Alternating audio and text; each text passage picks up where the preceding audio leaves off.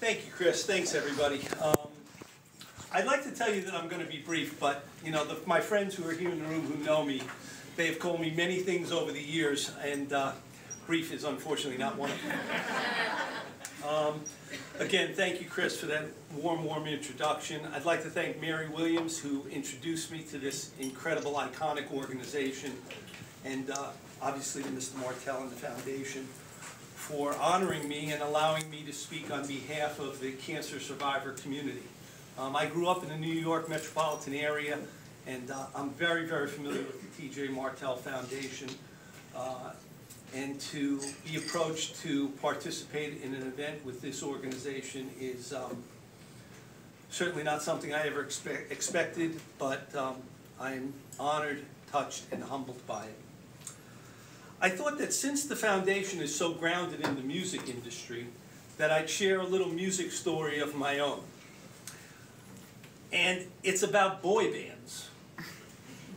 I grew up in the 60s, and I listened to the Beatles, and I listened to the Four Seasons, and those were the boy bands of my age. I know, looking around the room, I must admit that with all due respect, there are probably bands from the 50s and 40s that were boy bands of some of the people here. As the years went by, the boy band's crown went to other people. The Jackson 5, Menudo came along, New Kids on the Block, Backstreet Boys. Today, it's a group called Big Time Rush. If you have kids, youngsters, you know who Big Time Rush is.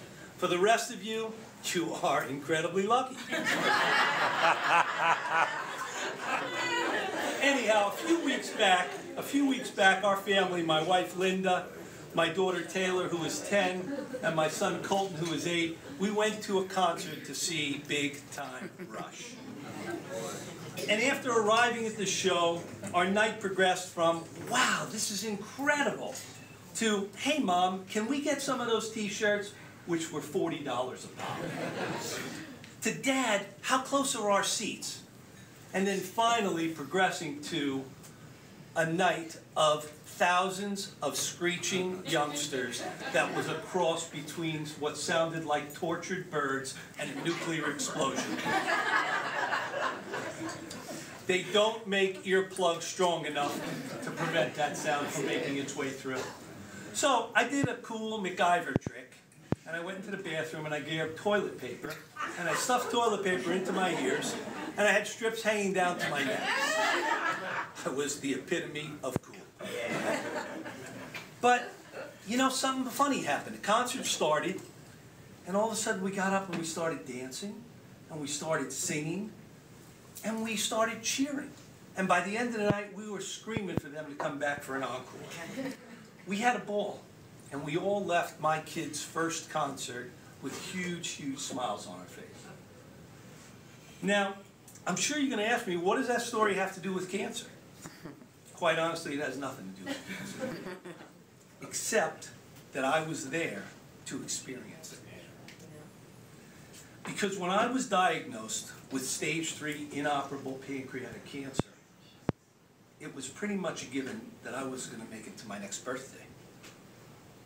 I was diagnosed in March of 2008. The concert was a few weeks ago. For those of you without calculators in the audience, that's 4.5-year survivor.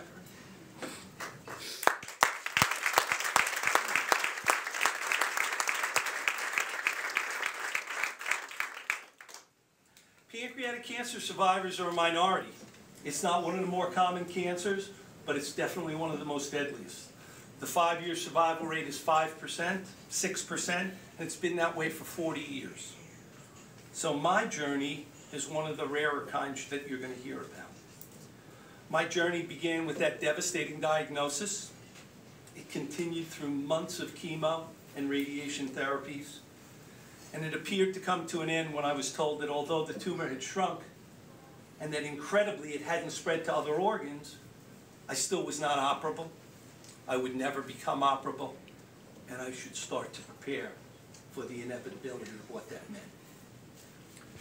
My wife, who's a long-term colon cancer survivor, and I couldn't accept that. And we researched and sought out the Pancreas Center at Columbia New York Presbyterian Hospital, which is one of the organizations that the foundation so ably supports. It was there that I found a surgeon who saw my case a bit differently, who had the experience and the skill and the courage to expand the boundaries of what the traditional surgery for pancreatic cancer would be. He attempted to remove my tumor. My surgery was 14 and a half hours long. If you ask my wife, it was probably 1,000,000 hours long. They removed half of my pancreas, my gallbladder, my bile ducts, the lower half of my stomach, and the bottom and the top part of my small intestines. My vein in my pancreas had been infected, and they removed that and totally reconstructed it with a vein from my neck. The main SMA artery in my pancreas had been wrapped around the tumor, and the surgeon spent hours delicately and painstakingly removing the tumor from that entrapment. That surgery saved my life. I followed up with several more months of the most brutal chemotherapy. I asked the doctor that this was my one chance to ensure that I could beat it, and I wanted him to hit me with as much as I could stand, because this might be the strongest that I would ever be. And amazingly, he took me up on that offer. There were many times where I thought he was trying to kill me. The side effects were brutal, but they were endurable. And then, in 2009, almost 18 months after my journey had begun, I was declared NED, no evidence of disease. Wow.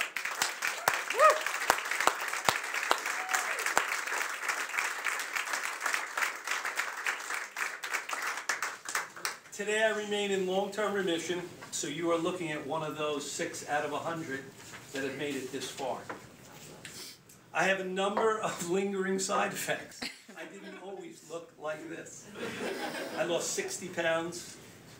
I still have a lot of fatigue, a fair amount of pain.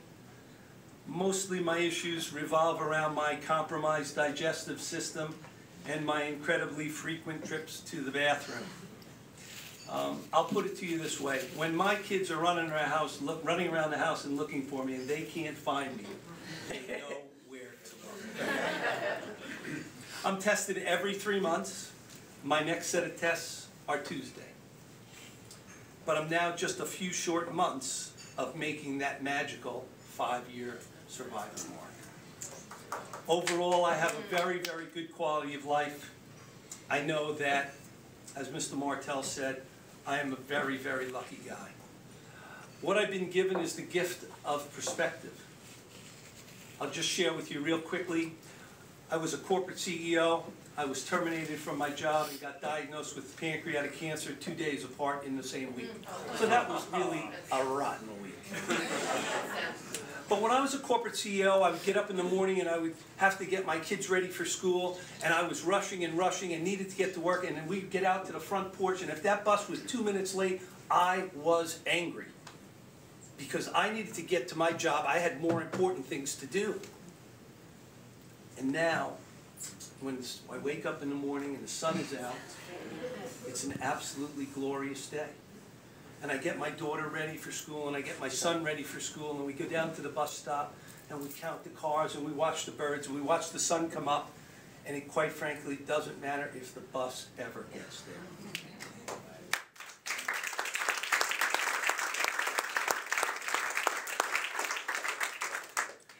More recently, my life has moved on in many new and very interesting ways.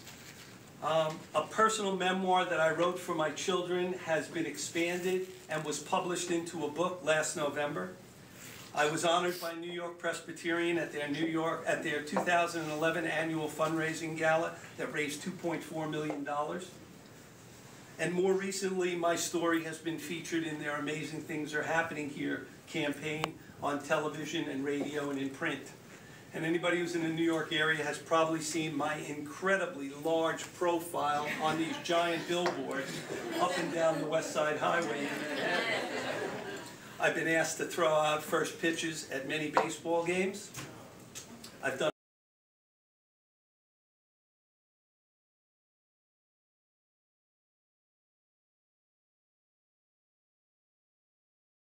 and families. And of course, this latest honor from the T.J. Martell Foundation. My kids, they think I'm a celebrity, which is really kind of fun. But I'm not a celebrity. I'm just a regular guy who somehow survived against a disease that very few thought I could. It's been very awkward and humbling to be recognized and honored for an achievement that I never sought. Yet, as time passes by, I realize that my story is important, that it is inspiring, and that it resonates strongly with people in the cancer community. I've had so many people come up to me and tell me that I was saved for a reason. I was saved so that I could have the purpose of sharing my story and bringing hope to those who are fighting the disease. Just like any fight, just like any war, it needs troops. It needs ammo, it needs supplies, and it needs support. And the T.J. Martell Foundation has been providing that support for 37 years. Mr. Martell is the real hero here. He's guided that effort, and he took what is an unbelievably difficult tragedy and turned it into an organization that has and continues to change the world.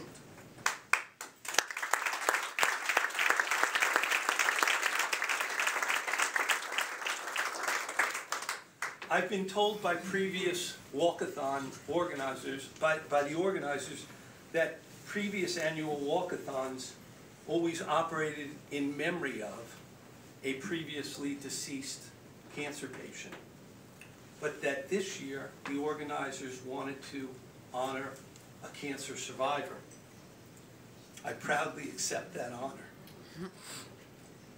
You need to know that now more than ever, people of all types of cancer and at all stages of cancer are surviving.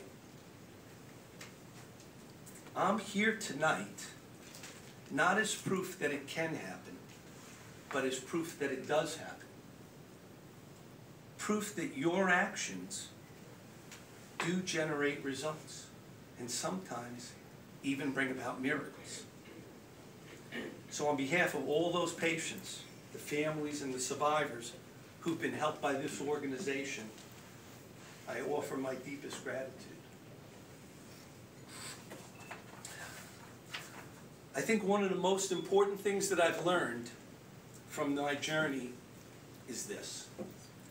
Being a cancer survivor is not some title you get for reaching a destination. Being a cancer survivor is the title you get the first day you begin the fight. And it stays with you every step of the journey. In the end, it's waking up every morning and committing to do whatever is necessary to advance the fight that particular day. I thank you again for being part of the fight. I end all my speeches with the very same words: stay strong, stay a survivor. Thank you very, very much.